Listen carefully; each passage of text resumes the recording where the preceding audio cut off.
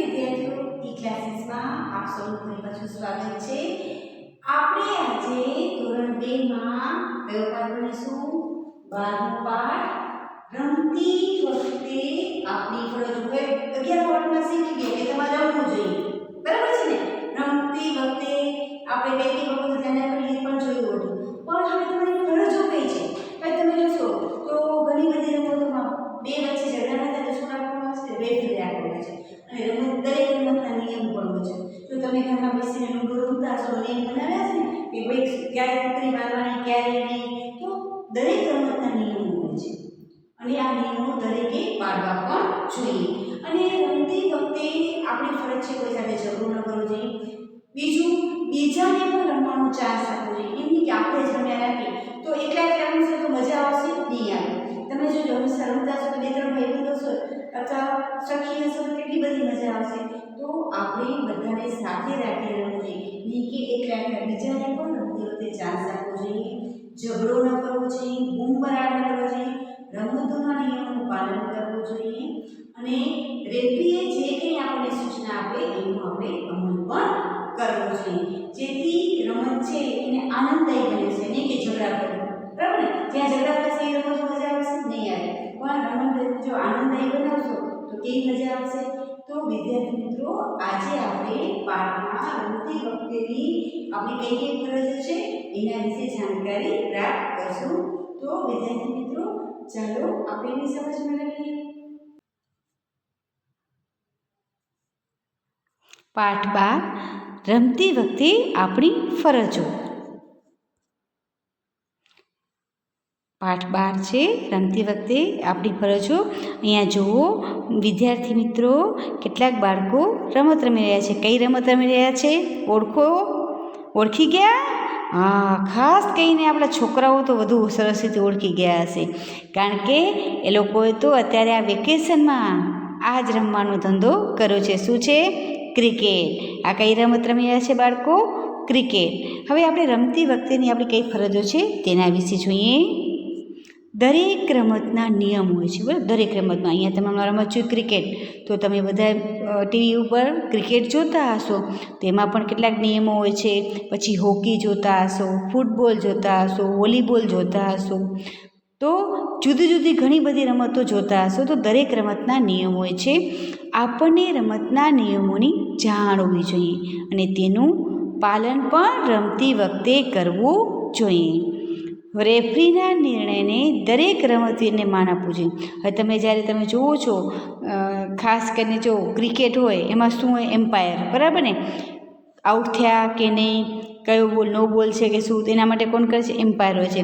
પછી અમુક જે ગેમો હોય છે એના બે વચ્ચે જો થયું હોય તેના વચ્ચે શું કોણ હોય છે? રેફરી નિર્ણય કરે છે કે શું છે ને, અને દરેક રમતવીર એટલે કે દરેક જે રમનાર વ્યક્તિ હોય એને એની વાત માનવી જોઈએ।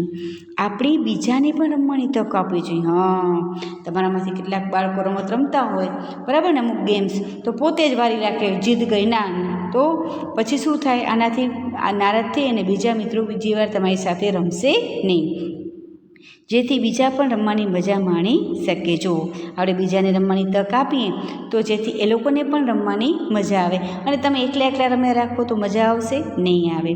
તો મારી સાથે આટલો પાઠ ફરીથી વાંચશો। દરેક રમતના નિયમ હોય છે, આપણને રમતના નિયમોની જાણ હોવી જોઈએ અને તેનું પાલન પણ રમતી વખતે કરવું જોઈએ। રેફરીના નિર્ણયને દરેક રમતવીરને માનવું જોઈએ।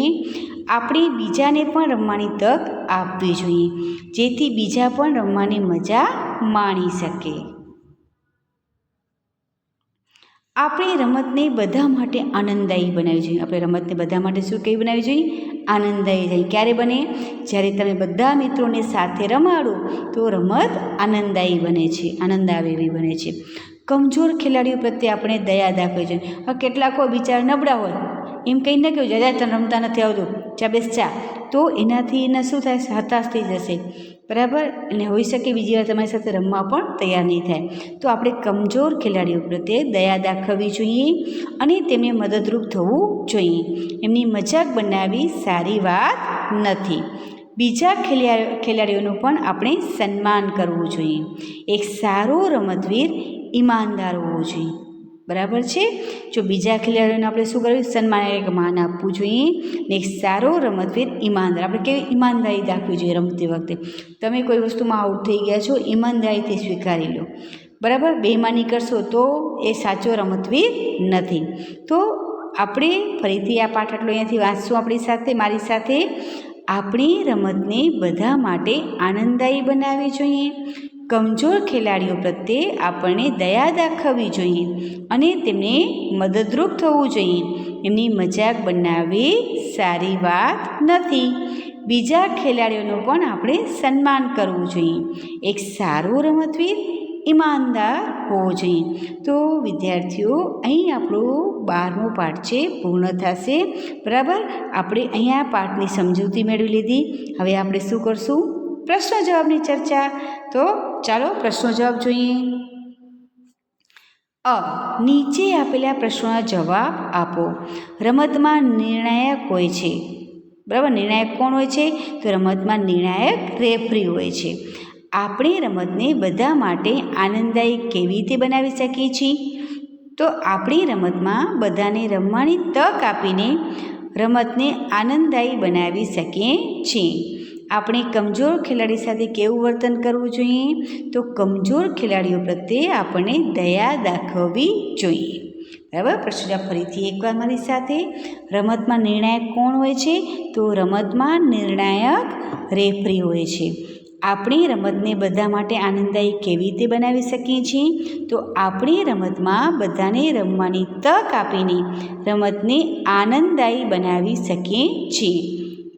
આપણે કમજોર ખેલાડી સાથે કેવું વર્તન કરવું જોઈએ? તો કમજોર ખેલાડીઓ પ્રત્યે આપણને દયા દાખવવી જોઈએ.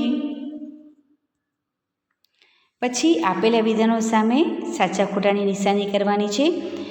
દરેકને રમવાનો હક હોય છે તો સાચું. આપણે ચીટિંગ કરીએ તો જ જીતી શકીએ છીએ, તો આ બાબત ખોટી છે.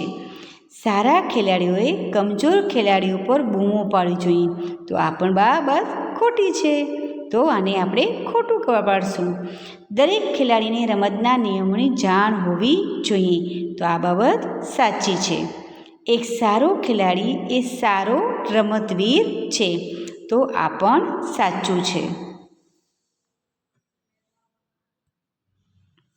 હવે રમતી વખતે ખેલાડીઓની કોઈ પણ 3 ફરજો લખો. રમતી વખતે કઈ કઈ બાબતો ધ્યાન રાખવી જોઈએ? બરાબર, તો આપણે એક તો રમતમાં ઈમાનદારી રાખવી જોઈએ.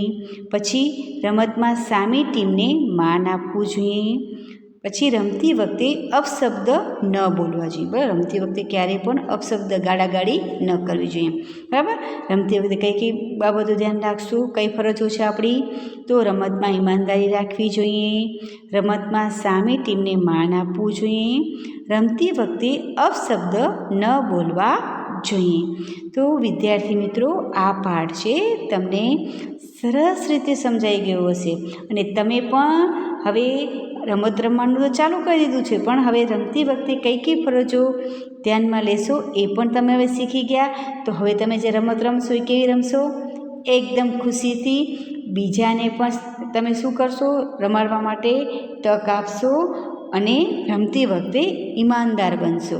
અને બીજું શું કરશો? બીજા વ્યક્તિઓને માન સન્માન પણ આપશો અને ખાસ કરીને જે કમજોર વિદ્યાર્થીઓ છે એને પણ તેના ઉપર તો પણ તમે દયા દાખવશો. તો આ બાબતો તમને યાદ રહી ગઈ હશે અને તમે એને તમારે હવે અમલ પણ કરશો. તો નમસ્તે વિદ્યાર્થીઓ.